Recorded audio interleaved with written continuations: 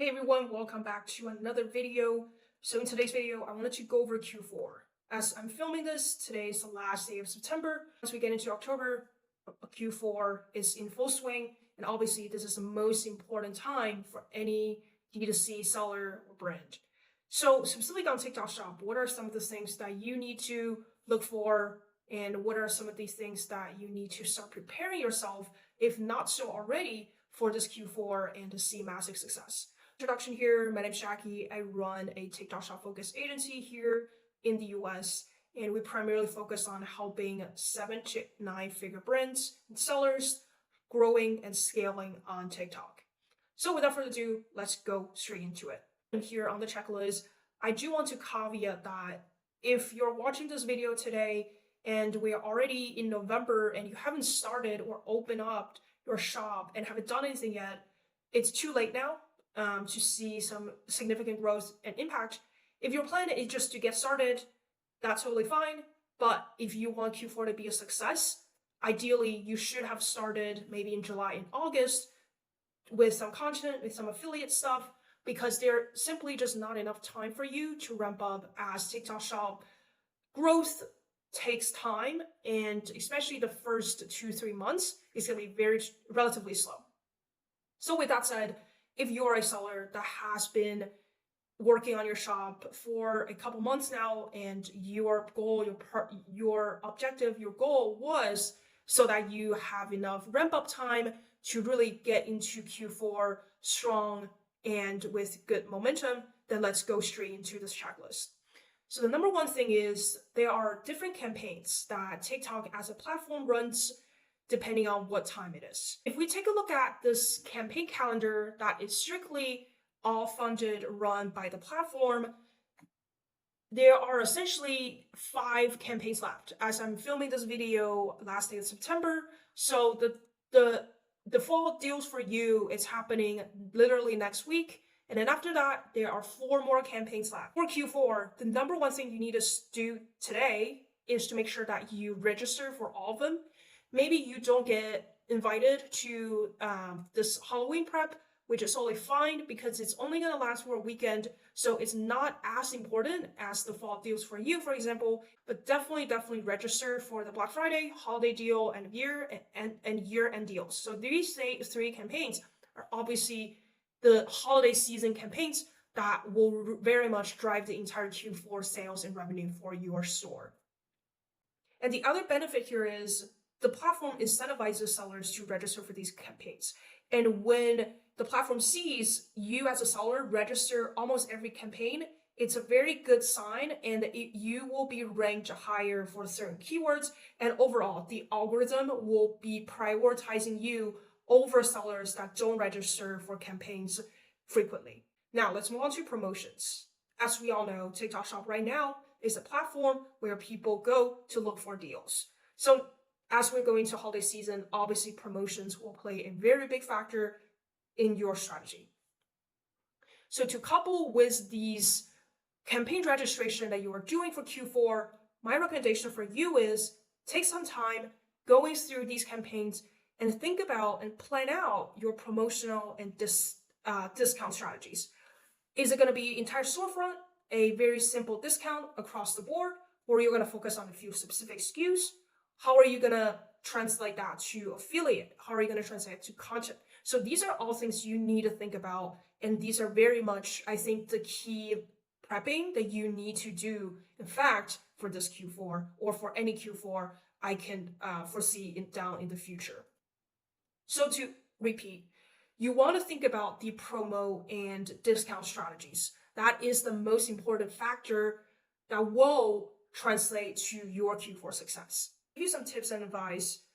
For Black Friday, Cyber Monday, the easiest is just to do entire storefront discount, because that is the time people will look for deals and people will be very open to buying whatever they want, whatever they can. So rather than just placing some discounts on specific SKUs, it's just simpler and more straightforward to do it to the entire store. And then maybe for the year-end deals, which happens on December 3rd to December 17th, and then the last week of 2024. for these two campaigns, maybe you just do specific discounts on a few selected SKUs, because by then you probably have an idea of, okay, how did the Black Friday, Cyber Monday went, and how did the fall deals for you went? And this also relates back to the point which I said about you should have already been running your store for some time in order to see that very impactful success on the platform by Q4. Because if you're new to the platform in Q4, you wouldn't have enough data or learnings to really understand what are some of the most popular SKUs, what are some of the selected discount strategy you should be doing. So that is the second point, which is promotions. And I specifically intentionally spend more time on this is because essentially, if I can summarize Q4 in a one sentence, that is essentially promotional strategies will technically break and make your shop. Now let's move on to listing optimization. So this is actually one thing internally at our agency we started to focus on a lot more, transitioning from Q3 to Q4, is because what I found is customer shoppers are starting to develop a search behavior, search habit on TikTok Shop. And this is not just a singular observation. Actually, the platform-wide, they also started to really develop and started to put more resources into optimizing and perfecting the shop tab, which is the tab where you can search products, discover products, and be able to expose to different products. That is essentially a place where you search and discover products. And what sellers can do to really help to optimize their search rankings, similar to Amazon, is to optimize your product listing. Okay, so then the natural question becomes, how do you optimize listings?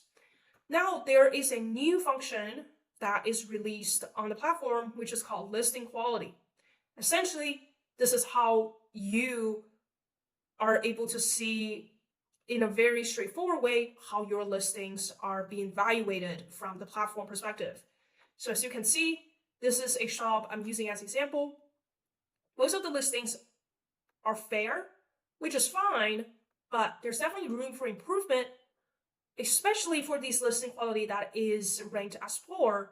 You definitely want to optimize these at least to fair, because poor just basically means you are at a disadvantage if a shopper is searching for a relevant keywords on the product that you are selling for. Maybe other competitors will be ranked higher. So these are immediate opportunities you should be optimizing for, which is improve poor quality listing to fair quality. And the second thing is so once you do that, maybe you will be able to improve. So if we rank different factors on a listing, here are the things that are most important. So number one is the product title. So product title is the most important thing. It is, it impacts SEO, search, and it also influences people buying decisions, because that is technically the first thing that people see when they land on a product page. So that's product title. Second is images. Images are crucial and very important, because that is also the first visual skew. That is the first visual signal people see when they land on the product page. And you want to have minimum 5 images to start off. You want each image has a goal or purpose. Some of the sellers I've seen on TikTok Shop, first of all, they don't have 5 images for their listings. Second, the images don't really do anything. So the first image should just be white backgrounds and the products. That's totally fine. That is what TikTok Shop requires sellers to do for the first image. Then after the first image, all the images after that are your opportunity to convince to sell your products to a shopper, right? And what are some of the images that are, conducive to a buying decisions? Us versus them, benefit callouts, UGC images. So stuff like that you will be using as static ads in maybe on your Meta account these are images essentially you should use in your listing today. And the third thing is review.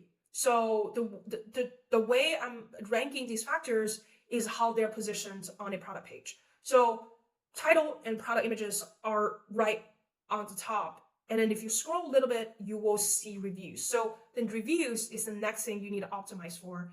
And then there are different things that you need to focus on when it comes to reviews at different stages of a seller. So when you are first started off, you just need to get reviews, right? And hopefully that is a good review. But if you don't have any reviews, it's very hard for shoppers to make a decision because there's essentially no social proof. And for a more mature seller that have a lot of reviews, well, your struggle is combating negative reviews. So you either want to maybe reply to all the reviews to engage with customers, and specifically for negative reviews, you want to send them a message. You want to say, hey, you want to send them a message that say, hey, we have received your negative feedback. We would love to, learn how we can improve and how we can improve your customer experience, yada, yada, yada. So that is the thing that for mature sellers, you need to be focusing on when it comes to reviews. So for now, just focus on these three things. Now let's move on to inventory management.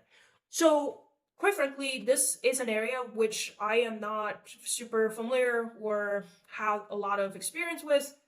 But obviously for Q4, I'm sure as a seasoned seller, you understand the challenges that kind of go around this specific time, which also includes inventory management. So how does that work? You wanted to, essentially in Q3, or when you are ordering your last maybe batch of inventory, you should have maybe forecasted what a TikTok shop could have looked like in Q4. And I understand it's super difficult. It is more challenging to forecast TikTok shop because it doesn't always go as linear in growth in revenue. It does more have this hockey stick growth graph. So sometimes it is harder to forecast, to plan for TikTok shop inventory, but at least you should be maybe ordering 20 or 30% more just to give yourself that buffer. And when it comes to a point where you are selling out your inventory, you can either jack up your price on TikTok shop or just make the product specific SKU go out of stock so that can preserve your inventory for other channels, but also make sure that you don't sell inventory that you don't necessarily have in the warehouse. So that is a quick kind of spiel I have and what I've seen the sellers are doing for inventory management for Q4 and specifically on TikTok shop. And then I wanted to end this with affiliates. So obviously affiliates is the kind of the content. So to end this checklist, the last thing I want to touch on is affiliates. So affiliates are important, as basically every seller knows. But how do you manage? How do you plan out your content? And how do you plan out your affiliate to make sure that you have enough content videos coming in for Q4? Because this time is also a time where people will be traveling, people will be visiting families, people will be on vacation. So affiliates will not be as focused, as free as they were maybe in Q2 or Q3. So these are some of the external factors you need to consider when it comes to affiliate partnership. So a few tips here to give you. First thing is you maybe want to get as much content as possible from September to early November, because by then people will be out, people will be traveling. So this is the time now to get your content, to get your videos. And maybe you need to ask affiliates to do the holiday season promotional videos in October, in early November, because by then they're probably not going to be creating videos. So you need to use the video they already created earlier on to run ads against them so you can have a very successful holiday season. And the second thing is, maybe you need a cohort of affiliates who can continue to produce content even we are now in full swing of holiday season. Maybe that means you need to pay them. Maybe that means you need to, be on a very time, and maybe that means you need to pay these folks some money so that they can guarantee a certain video output on their account. And second, maybe you need more incentives for them. Maybe the average commission rate right now is 25%, but you need to jack it up to 35 or even 40% for these folks. So there are things that you need to consider to make sure that you have a steady flow of content coming in for Q4. So hopefully this video is helpful, and these are some of the things that we are considering and we are also be doing right now and in Q4 to prep our sellers for this holiday season. So give a like, comment what you think, and what are some of the struggles you're facing. Happy to answer them, and see you guys in the next one.